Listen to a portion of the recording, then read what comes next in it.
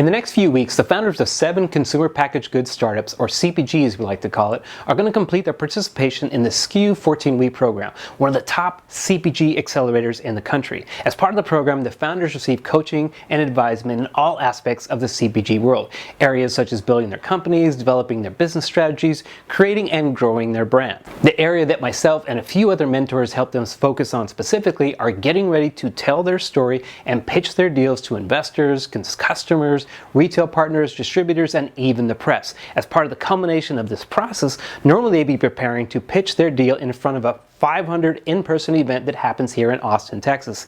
But thanks to COVID-19, we are no longer doing the live event, but they are still going to prepare as if they're going in front of a large audience. Only in this instance, the audience will be thousands that are viewing online instead of hundreds in a ballroom. So in the last few weeks, my focus has been to get them ready for this new format and digital audience that will happen on May 27th. The good thing is the majority of the coaching that we've done mirrors what entrepreneurs need to do, whether you're in front of a single camera, 5 people in a conference room, or 500 in a showcase venue. Hi, I'm Graft, founder of Storytelling for Entrepreneurs, where we help founders leverage the power of story to launch and grow their business. Now, I'm going to share some of these last-minute tips that I shared with the SKU founders for this new format. But keep in mind, the SKU entrepreneurs have been working on their pitches, presentations, and their stories for the last few months. So hence, most of these tips won't work if your pitch is still half-baked. These activities are for when your pitch is at least 80 to 90% done. Alrighty then, here are the tips that I gave them as they're coming down the home stretch, getting ready to present on May 27th. Number 1, you gotta lock that content down. As founders, we love to keep moving content around, changing content, adding things at the last minute, but there comes a point where you gotta stop and you just gotta lock it down. I get it, you're probably still getting feedback, you're wanting to improve upon it, or you're adding things that just have to be in there. And in reality, things are always gonna be changing and your presentation will as well. But if you really wanna do well presenting to an audience, you have to stop making changes. You have to really get ready to take advantage of this next tip. Tip number 2 was this all about internalizing the content. When getting ready to make a big time presentation, there's this natural progression that you're going to be moving through. At first, you really don't know the content, so sometimes you have to read your slides or read your notes as you're getting used to it.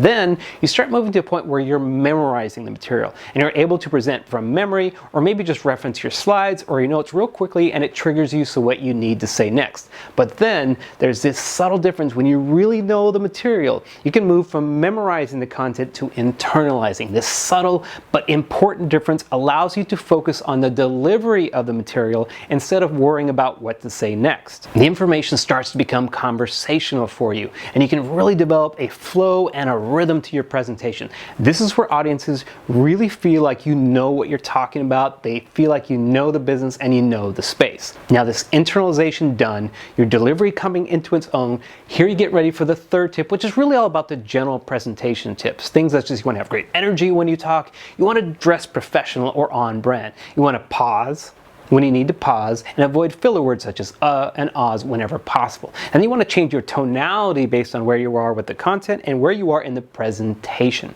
These things are fairly universal and apply to most audiences and venues, whether it's 5 people or 500. But in this instance, because we shifted from a live audience where you normally would be looking around the room making eye contact, now it's about preparing the founders to look the camera in the eye and think of the camera or the lens as a 500-person audience. For this, one activity I recommend is standing up when practicing. 95% of you are going to sound better, you're going to look better when you're standing, so you might as well get used to it. Trust me, it is a lot better when you stand. The second thing I recommend is to put the camera or the phone at eye level, or your laptop, whatever you're using, so you get used to that kind of contact. And the third thing you want to do is you want to look the lens of the camera in 90 to 95% of the time, if you can. We all have this tendency to look at our screen or our slides or even our notes or sometimes the floor when you're in front of an audience or a camera such as this. The viewer is going to be looking at you the entire time. So you want to make sure they're looking at your eyes, not at the top of your head or the side of your face. These tips are going to work great also when you're doing a video for your company, talking to the press on camera, or in this new Zoom world, which you're always looking online anyways. What this all comes down to is when you're ready to practice, you want to emulate the environment for the actual pitch day, as well as mimic how you want to look look, and sound, so you're comfortable in the setting and can seamlessly transition from the practice stage to the live stage or the live camera in this instance. Lastly, tip number 4, and the most important, is you gotta own it. When I'm coaching my online course students to get ready for a big sales meeting, or helping my clients prepare to go on stage to pitch their deal, or in this case, mentor the SKU founders to pitch to the camera, this is the moment where you truly have to have this conviction of belief in what you are doing. Meaning you have to own your story in a way that only you can do. You have to show an abundance of confidence in your startup and what you are doing. This isn't a time to be modest. You cannot be afraid to shout it from the mountaintops, that let the people know that you're the right person to be doing this and you have the best product or offering on the planet.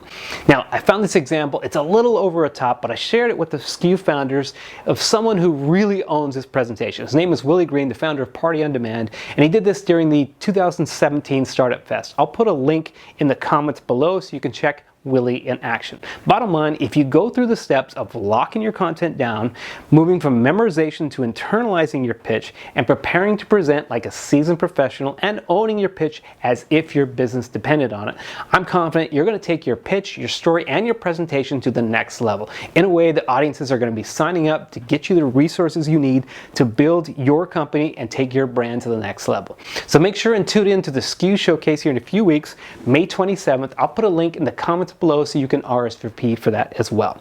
Wishing you, all the founders from SKU, the best in your presentation, and I hope all of you enjoy the show. Thanks for watching.